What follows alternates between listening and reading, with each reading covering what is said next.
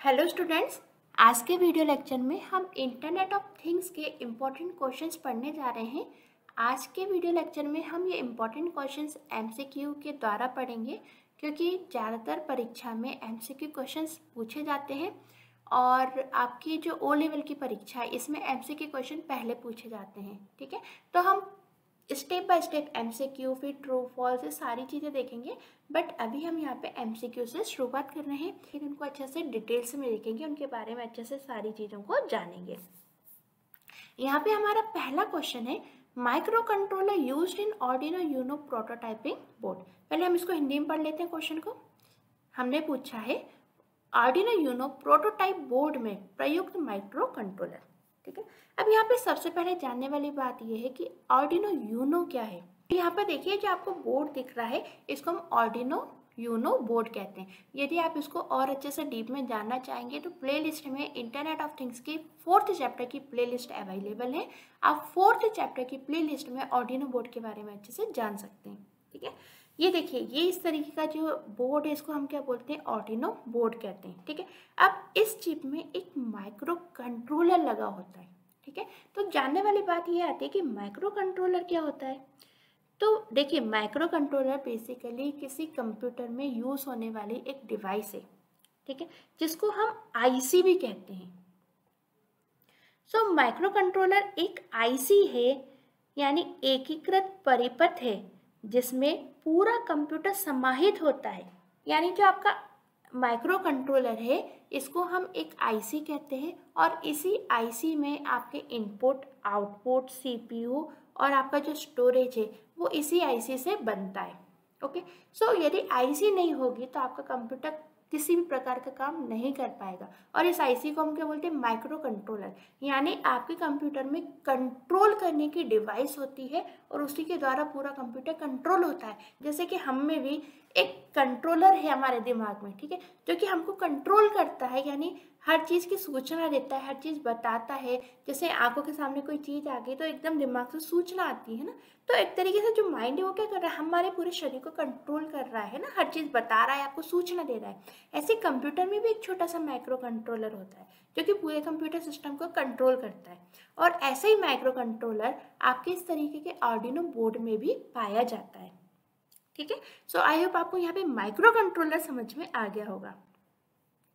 तो हमने यहाँ पे क्वेश्चन पूछा है microcontroller used in Arduino Uno prototyping board, यानी जो आर्डिनो यूनो प्रोटोटाइपिंग बोर्ड है जो कि आप ये देख रहे हो, इसमें किस प्रकार का माइक्रो कंट्रोलर यूज में लिया जाता है। तो यहाँ पे ऑप्शन सुनिए। पहला ऑप्शन है आपके पास 80 मेगा 328M, दूसरा ऑप्शन है आपके पास 80 मेगा 328P, तीसरा है आपके पास 80 मेगा 2560 और चौथा ऑप्शन है आपके पास 80 मेगा 356P। ये डिफरेंट माइक्रो कंट्रोलर बताए गए हैं और पूछा गया है कि बताइए आर्डिनो यूनो में कौन सा माइक्रो कंट्रोलर यूज में लिया जाता है। तो यहाँ पे इसका सही आंसर है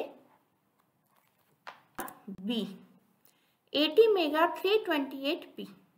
ठीक है, तो बेसिकली जो आपका आर्डिनो यूनो है जिसको कि हमने अभी डायग्राम के द्वारा देखा था, उसके अंदर एक माइक्रो कंट्रोलर यूज होता है और उस माइक्रो कंट्रोलर का नाम होता है 80 मेगा 328P। ठीक है, अब इस नाम को आप याद रख लेना, ये आपके माइक्रो कंट्रोलर का नाम है जो बेसिकली आपके आर्डिनो यूनो प्रोटोटाइपिंग बोर्ड में यूज होता है। अब बात ये आती है कि हम यहाँ पे आर्डिनो तो बोल रहे हैं, आर्डिनो तो आपको समझ में आ गया, लेकिन यूनो क्या है तो आइए जान लेते हैं। देखिए जो आप अभी आर्डिनो बोर्ड देख रहे हैं ये विभिन्न क्षमताओं के साथ कई अलग अलग बोर्ड उपलब्ध होते हैं। यानी इस तरीके के कई सारे बोर्ड्स होते हैं और प्रत्येक बोर्ड की अपनी अलग अलग क्षमताएं होती हैं, यानी अलग अलग कैपेबिलिटी होती है। जिनमें से जो मुख्य रूप से हम यूज करते हैं आर्डिनो, वो है आपका आर्डिनो यूनो R3। अब क्या आर्डिनो यूनो R3 ही सबसे अच्छा या सबसे बेस्ट आपका आर्डिनो बोर्ड होता है? तो ऐसा नहीं है। देखिए आर्डिनो बोर्ड कई प्रकार के होते हैं। देखिए यहाँ पे नाम दिए गए हैं, जिसमें कि पहला नाम है आर्डिनो यूनो R3, दूसरा आर्डिनो मेगा, ये नाम आप याद रख लेना, तीसरा होता है आर्डिनो लियोनार्डो, चौथा होता है आर्डिनो प्रो, देन होता है आपका Arduino mini, then Arduino pro mini और फिर होता है आपका लिलीपेड।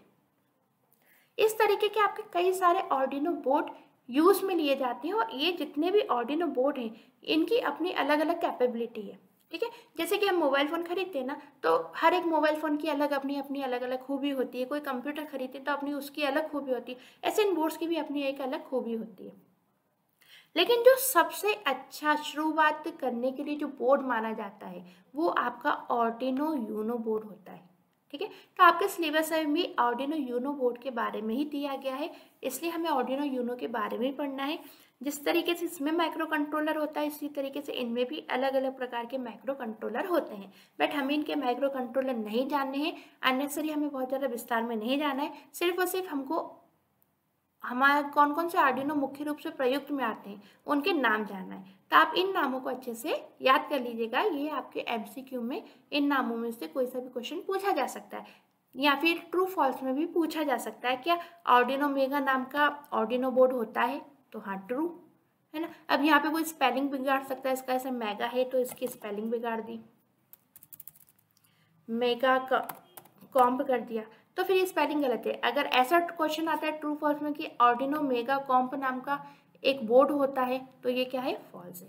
तो इस तरीके से इनके जो नेम है ना इनको आप याद कर लेना। ठीक है, ओके। सो डिफरेंट तरीके के आर्डिनो बोर्ड मार्केट में अवेलेबल है, बट जो सबसे अच्छा बोर्ड होता है जिसमें कि हम अच्छे से सीख सकते हैं सारी चीज़ें, वो आपका आर्डिनो यूनो R3 बोर्ड होता है। ठीक है, और यही हमारे सिलेबस में है। सो आई होप आपको यहाँ पे माइक्रो कंट्रोलर क्या होता है ये क्लियर हुआ होगा। ऑर्डिनो तो क्लियर हो गया कि ऑर्डिनो बोर्ड की हम प्रोग्रामिंग पढ़ेंगे, ऑर्डिनो बोर्ड कैसा होता है वो भी आप जान गए होंगे। यदि आप इसके बारे में ज़्यादा जानना है तो आप चैप्टर 4 पढ़ लीजिएगा प्लेलिस्ट में से, इंटरनेट ऑफ थिंग्स का चैप्टर 4। यूनो क्या चीज़ है ये भी आप जान गए होंगे। ओके, सो ऑर्डिनो यूनो बोर्ड में जो माइक्रो कंट्रोलर यूज होता है उसका नाम होता है ATmega328B। नेक्स्ट क्वेश्चन की तरफ आगे बढ़ते हैं। तो अब हमने बोला है which of the following is not a main element of IoT, means निम्न में से कौन IoT का मुख्य तत्व नहीं है। यहाँ पे आपको ऑप्शन दिए जा रहे हैं 4। अब इन 4 ऑप्शन में से आपको बताना है कि IoT का मुख्य तत्व कौन सा नहीं है। ठीक है, तो यहाँ पे सबसे पहले तो जान लीजिए कि IoT के एलिमेंट्स क्या क्या होते हैं, IoT में होता क्या क्या चीज़ें। देखिए, IoT जो है वो बेसिकली क्या है, इंटरनेट का एक विस्तार रूप है। यानी जैसे इंटरनेट आज आप लोग किस पे चला रहे हैं, मोबाइल फ़ोन पर, है ना। सपोज से आपका मोबाइल फ़ोन है ना, कंप्यूटर पे चला रहे हैं या फिर आप लैपटॉप पे चला रहे हैं। मुख्य रूप से इन्हीं चीज़ों पे आप अभी इंटरनेट चला रहे हैं। अब जो आपका IoT का टाइम आ गया यानी इंटरनेट ऑफ थिंग्स का टाइम आ गया, इसमें आपका इंटरनेट अब सिर्फ से मोबाइल कंप्यूटर लैपटॉप तक ही सीमित नहीं रह गया। अब आपका इंटरनेट चलने लगा किसमें, इसमें आपका इंटरनेट चलने लगा रेफ्रिजरेटर, यानी आपके घर में यूज़ होने वाले रेफ्रिजरेटर में इंटरनेट वर्क करने लग जाएगा। आपके घर में यूज़ होने वाले जो AC हैं उनमें भी आपका इंटरनेट वर्क करने लग जाएगा। जनरली आप लोगों ने इस तरीके की टीवी देख ली होंगी जिसमें इंटरनेट काम कर रहा है। ठीक है, आपकी जो कार हैं, आजकल आप देखते होंगे कि कैब चलती हैं उसमें भी देखते होंगे GPS सिस्टम वगैरह लगा रहता है, ट्रैकिंग होती रहती है। तो इस तरीके से कार में भी इंटरनेट चालू हो जाएगा। अब ये चीज़ें जिसमें इंटरनेट चालू हो गया, सपोज ये सारी मेरी पर्सनल चीज़ें हैं, है ना। मेरा ये AC है, टीवी है मेरे पास इंटरनेट से चलने वाली कार है, रेफ्रिजरेटर है। अब जब मैं इन सारी चीज़ों को अपने मोबाइल फ़ोन से कनेक्ट कर लूँगी,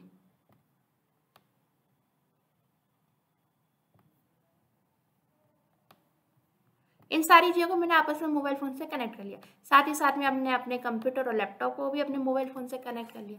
तो ये सारी चीज़ें क्या हो गई, मेरे मोबाइल फ़ोन से कनेक्ट हो गई। अब अपने मोबाइल फ़ोन से मैं आसानी से इसको कंट्रोल कर सकती हूँ। ठीक है, IoT में एक चीज़ तो ये हो गई, यानी जो IoT वो क्या है, इंटरनेट टेक्नोलॉजी का एक विस्तार रूप है जिसमें अब मोबाइल कंप्यूटर लैपटॉप में इंटरनेट नहीं चलता बल्कि अब कई सारी चीज़ों में इंटरनेट चलता है और इसी को हम इंटरनेट ऑफ थिंग्स कहते हैं। ओके, सो पहली चीज़ तो आपको समझ में आ गई। अब बेसिकली ये जितनी भी चीज़ें हैं इनमें हो क्या रहा है, इनमें जो भी आपके यूज़ में आने वाली चीज़ें नहीं जो कि इंटरनेट ऑफ थिंग्स में यानी कि जिनमें इंटरनेट चल रहा है, उनमें क्या है, उनमें कुछ स्पेशल चीज़ें हैं। जैसे कि इन सब चीज़ों में होगा आपके सेंसर, ठीक है। इन सब चीज़ों में क्या होगा, सेंसर होंगे। सेंसर कैसे होंगे, सेंसर ऐसे होंगे जैसे कि आपने अपने रूम में एसी चलाया, ठीक है। अब जो एसी है वो ऑटोमेटिक सेंस कर लेगा कि रूम में कितना टेम्परेचर होना चाहिए, तो जितना भी टेम्परेचर होना चाहिए उसके अकॉर्डिंग वो खुद ही अपने आप में टेम्परेचर को लो या हाई कर देगा। इसमें आपको परेशान होने की जरूरत नहीं है। जैसे अभी तो क्या होता है, जैसे आपको ठंड ज़्यादा लग रही है तो आपको टेम्परेचर सेट करना पड़ता है एसी का, उस हिसाब से, है ना। पंखा भी हम घर में नॉर्मली यूज़ करते हैं, तो पंखे का भी जो रेगुलेटर के द्वारा हम सेट करते हैं कि कितना हमको ज़्यादा तेज रखना है, कितना आपको कम रखना है। ऐसे एसी में भी सेट करते हैं। अब आने वाले टाइम में एसी में सेंसर्स होंगे जो कि ऑटोमेटिक ही सब कुछ सेट कर लेगा। आने वाले टाइम में ऐसी कार होंगी जो ऑटोमेटिक बिना ड्राइवर के ही मूव कर जाएंगी, ठीक है। क्यों, क्योंकि उनके अंदर क्या होंगे, सेंसर्स होंगे, यानी वो खुद ही सेंस कर लेंगे कि हमको कौन सी एक्टिविटी कब किस समय परफॉर्म करनी है। ओके ना, अब इसमें क्या है, आपको ह्यूमन की जरूरत नहीं, यानी डिवाइस से अपने आप में स्वतः हर चीज समझ गई और स्वतः ही वो सारे कार्य कर रही है। अब इनमें दूसरी चीज क्या है, दूसरी चीज ये है कि ये जितनी भी डिवाइसेस हैं, जो भी है, मेरा एसी है, टीवी है, कार है, ये सब चीजें क्या करेंगी, एक प्रोसेस परफॉर्म करेंगी, यानी डाटा को स्टोर करेंगी, डाटा का एक दूसरे से आदान प्रदान भी करेंगी, ठीक है, यानी डाटा को प्रोसेस भी करेंगी, ठीक है। तो ये सारी चीजें डाटा को क्या कर रही हैं, प्रोसेस कर रही हैं, ठीक है। और डाटा को प्रोसेस करके कोई ना कोई वर्क को परफॉर्म करेंगी ये सारी चीज़ें, यानी इसमें डाटा स्टोरेज करने की कैपेसिटी भी होगी इन सब डिवाइसेस में, और डाटा को एक दूसरे से ट्रांसफर करने की भी कैपेसिटी होगी। जैसे आपके मोबाइल फ़ोन में होता है ना कि डाटा स्टोर भी हो जाता है और डाटा आप इंटरनेट की मदद से दोनों ट्रांसफर भी कर सकते हो, ऐसे इन डिवाइसेस में भी रहेगा, ठीक है। फिर तीसरी चीज़ है, जब ये सारी चीज़ें हैं, इसके अंदर सेंसर भी है, डाटा भी प्रोसेस कर रही है और मेरे मोबाइल फ़ोन से कनेक्ट है, तो मोबाइल फ़ोन से कनेक्ट होने से क्या मतलब है, इन सारे डिवाइसेस की सारी इन्फॉर्मेशन मुझे अपने मोबाइल फ़ोन पे मिल रही है। जैसे कार ड्राइव हो रही है, मेरी कार मूव कर रही है, अब मान लो कोई चोर मेरी कार को चोरी करने की कोशिश कर रहा है, तो वो सारी इन्फॉर्मेशन मुझे मिलती रहेंगी मेरे मोबाइल फ़ोन पे। तो क्या है, सिक्योरिटी है, यानी इन सारी चीज़ों में क्या हो गया, सिक्योरिटी आ गई। तो IoT आने से क्या हो गया, आपके ये जो चोरी होने वाला जो सामान है कि चोर आके चोरी कर ले जाते हैं, वो चीज़ें कम हो जाएंगी, यानी सिक्योरिटी बहुत बढ़ जाएगी IoT में, ठीक है। सो IoT में क्या हो रहा है, डिवाइसेस अपने आप ही सारी चीज़ें सेंस कर रही हैं, अपने आप ही आपको सूचना भेज रही हैं सारी की सारी, तो सेफ्टी बढ़ रही है। सूचना कैसे भेज रही है, क्योंकि वो डाटा स्टोर कर रही है, डाटा को प्रोसेस कर रही है, ओके। तो ये सारे काम आपका इंटरनेट ऑफ थिंग्स में सारी के सारे डिवाइसेस कर रही हैं।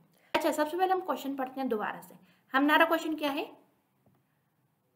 निम्न में से कौन IoT का मुख्य तत्व नहीं है, यानी ऐसा कौन सा मुख्य तत्व है जो इंटरनेट ऑफ थिंग्स का नहीं है, जिनके बिना इंटरनेट ऑफ थिंग्स आसानी से वर्क कर जाएगा।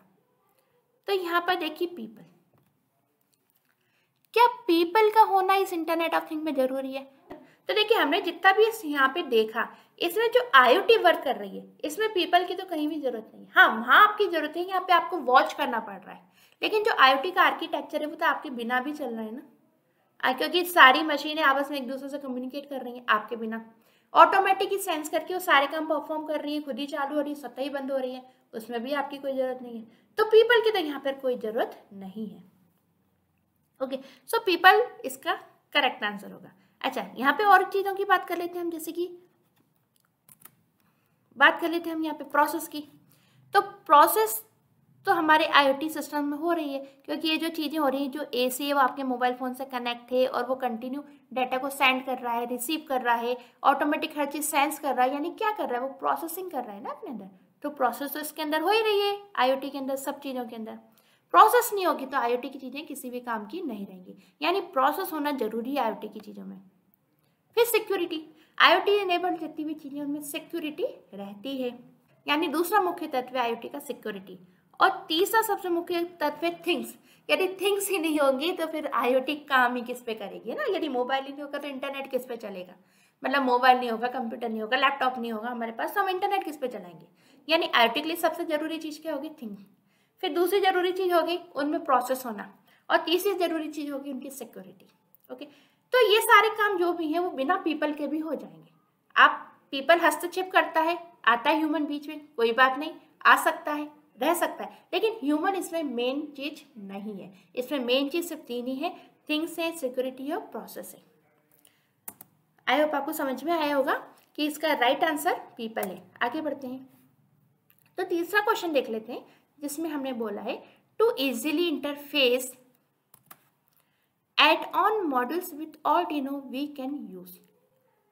इस क्वेश्चन को थोड़ा यहाँ पे अच्छे समझने की कोशिश करना। हिंदी में हमने लिखा है आर्डिनो के साथ एड ऑन मॉड्यूल्स को आसानी से इंटरफेस करने के लिए हम उपयोग कर सकते हैं। ठीक है, यहाँ पे ये कह रहा है कि आर्डिनो के साथ add on module. Add on module का क्या मतलब है? एड ऑन मॉड्यूल का मतलब ये होता है कि आप अपने आर्डिनो बोर्ड के साथ किसी दूसरे मॉड्यूल को जोड़ सकें, है ना, प्लग कर सकें। ओके, तो हम एक आर्डिनो बोर्ड के ऊपर किसी दूसरे मॉड्यूल को जब प्लग करते हैं तो उससे हमारा कार्य आसान हो जाता है, यानी एक इंटरफेस प्रोवाइड करता है वो हमको, है ना, एक माध्यम प्रोवाइड करता है। ठीक है, और ये जो माध्यम है हम किसकी मदद से ले पाते हैं? तो हमारे पास कुछ ऑप्शंस आते हैं। पहला आ रहा है जनरल पीसीबी, दूसरा हो रहा है कनेक्टिविटी सर्किट बोर्ड, तीसरा आ रहा है आर्डिनो शील्ड और चौथा आ रहा है other high and Arduino board. तो सबसे पहले इसका सही आंसर जान लेते हैं। सही आंसर इसका आर्डिनो शील्ड। देखिए, आर्डिनो शील्ड एक ऐसी प्रोसेस है या कह लीजिए कि एक ऐसा इंटरफेस है जिसके जरिए हम अपने आर्डिनो बोर्ड के ऊपर शील्ड बना सकते हैं। ठीक है, शील्ड का मतलब क्या होता है? एक आवरण बनाना। अब ये आर्डिनो शील्ड होती क्या है, कैसे आवरण बनाती है, आइए इसके बारे में थोड़ा सा यहाँ पे जान लेते हैं। जो आपका ये आर्डिनो बोर्ड है इसमें कई सारी कमियां हैं, जैसे कि आपका ये जो आर्डिनो बोर्ड है इसमें इंटरनेट नहीं चलेगा, है ना, इंटरनेट वर्क नहीं करता इसमें। ठीक है, साथ ही साथ में यदि हम बात करें कि लो बैटरी की, ठीक है, तो अगर हम लो बैटरी की बात करते हैं तो इसमें जब पावर लो होता है या 5 वॉट या उससे नीचे होता है तो इसमें क्या होता है, लो पावर होने के कारण इसमें क्या जो मोटर्स हैं वो प्रॉपर काम नहीं करती। तीसरा देखा जाए तो जो आपका ये नॉर्मल आर्डिनो बोर्ड यदि आप देखते हैं तो इसमें जीपीएस सिस्टम वर्क नहीं करता। ठीक है, और देखा जाए तो इसमें आपको जो वेदर वगैरह है इसकी इंफॉर्मेशन आप प्राप्त नहीं कर सकते। ठीक है, जो आर्डिनो बोर्ड है इसमें आप वेदर की इंफॉर्मेशन प्राप्त नहीं कर सकते। तो अब क्या किया जाए? तो अब इसके लिए क्या होता है, आपका जैसे जो सपोज ये आपका आर्डिनो बोर्ड है ना, इस बोर्ड के ऊपर हम क्या करते हैं, एक दूसरी शील्ड लगा सकते हैं, यानी एक ऐसा बोर्ड लगा सकते हैं जिसमें इंटरनेट चल सके। जैसे कि हमको आर्डिनो बोर्ड पे इंटरनेट चलाना है, तब हम क्या करें, ये देखिए ये आपका एक आर्डिनो बोर्ड है।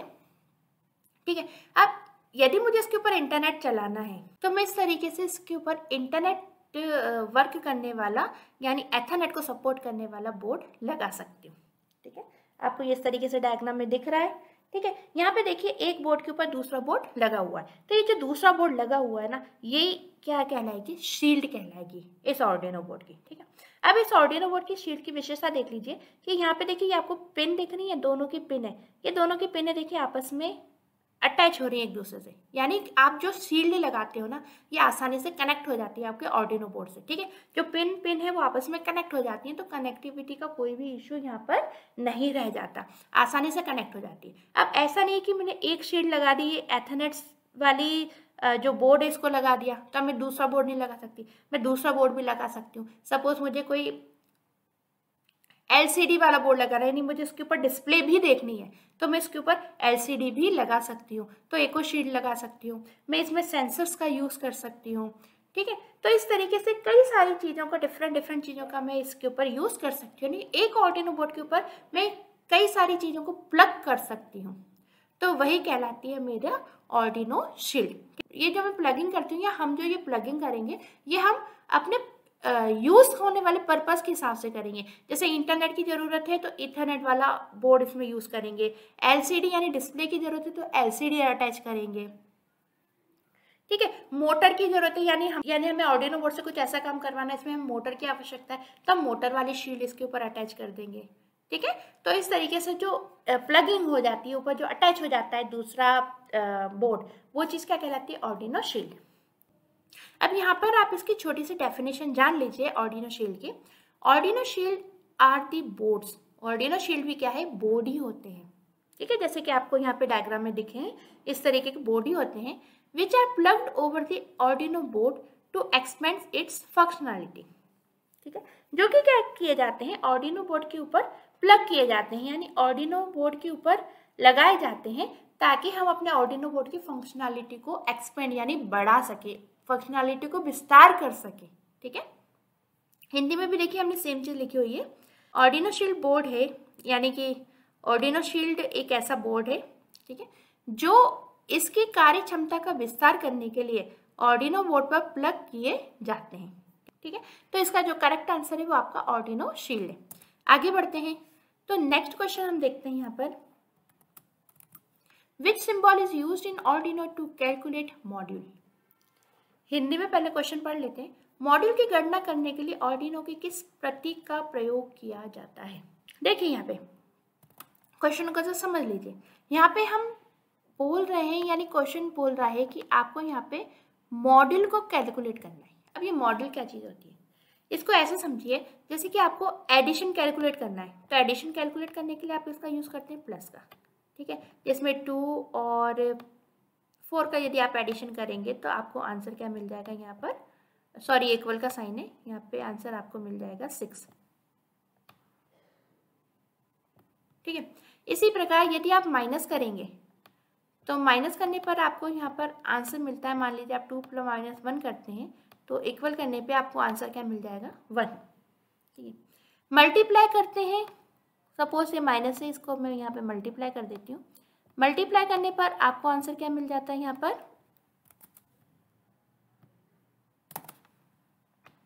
आंसर मिल जाता है 2। ठीक है, इसी प्रकार यदि आप इसको डिवाइड करेंगे,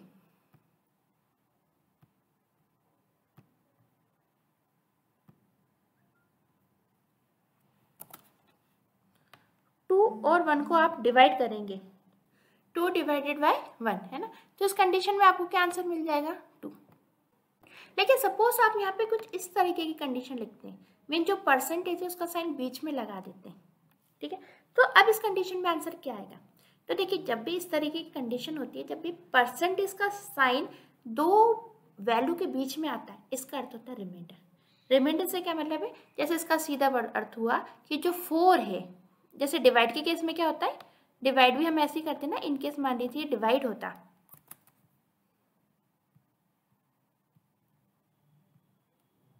इनकेस मान लीजिए डिवाइड होगा, तब भी क्या होगा, यही होगा ना, जो 2 है सॉरी जो 4 है वो इस तरीके से 2 से डिवाइड किया जाएगा। तो यहाँ पे हमें आंसर क्या मिला है, 2। तो जब कंडीशन कुछ इस तरीके की होती है डिवाइड वाली, तो इस कंडीशन में तो हमको आंसर क्या मिल रहा है, 2। ठीक है, लेकिन अगर केस यहाँ पे बीच में परसेंटेज का आ गया, तो इस परसेंटेज को साइन को बेसिकली हम क्या बोलते हैं, मॉड्यूल। ठीक है, साइन को हम मॉड्यूल बोलते हैं, यानी जो परसेंटेज का साइन यदि आपका 2 संख्याओं के बीच में होता है तो मॉड्यूल कहलाता है। ठीक है, अब इस कंडीशन में क्या आंसर आएगा, तो जब भी ऐसे मॉड्यूल वाली कंडीशन आ जाए या मॉड्यूल का साइन यूज में आने लग जाए, तो इस कंडीशन में आंसर इसका डिवाइड के बाद जो रिमाइंडर होता है ना, वो होता है। ठीक है, जैसे डिवाइड होने पे क्या आंसर आ रहा था, भागफल, और अगर मॉड्यूलस का साइन लग जाए तो अब आंसर होता है इसका शेषफल। तो शेषफल क्या है इसका, 0। ओके, आई होप आपको समझ में आया होगा। ठीक है, सो मॉड्यूल क्या होता है, मॉड्यूल शेषफल जानने के लिए होता है कि 2 संख्याएं जब डिवाइड होंगी तो डिवाइड करके वो शेषफल क्या देंगे, उसके लिए हम मॉड्यूल का यूज करते हैं। और जो मॉड्यूल है उसके लिए हम यूज करते हैं कौन सा साइन का, यहाँ पे परसेंटेज के साइन का। ओके, चलिए आइए अब इसके हम ऑप्शंस देख लेते हैं और आंसर को चुनते हैं। पहला ऑप्शन है हैश, दूसरा है डॉलर, तीसरा है परसेंटेज और चौथा है एक्सक्लेमेटरी साइन। अब आप आई होप समझ गए होंगे कि हमारे इसका आंसर क्या आएगा। ठीक है, एक बार फिर क्वेश्चन पढ़ते हैं। क्वेश्चन पूछा गया है, मॉड्यूल की गणना करने के लिए आर्डिनो में किस प्रतीक का उपयोग किया जाता है। यानी मॉड्यूल, यानी जब हमें मॉड्यूल की गणना करनी है तो कौन से प्रतीक का यूज किया जा रहा है, तो आंसर आपके सामने है परसेंटेज, यानी सी इसका करेक्ट आंसर है। ओके फ्रेंड्स, तो आज की वीडियो लेक्चर में इतना ही। आई होप आपको ये क्वेश्चन अच्छे समझ में आए होंगे। ये इंपॉर्टेंट क्वेश्चन है, इनको अच्छे से तैयार कर लीजिएगा। नेक्स्ट क्वेश्चन हम इसके बाद पढ़ेंगे। ओके।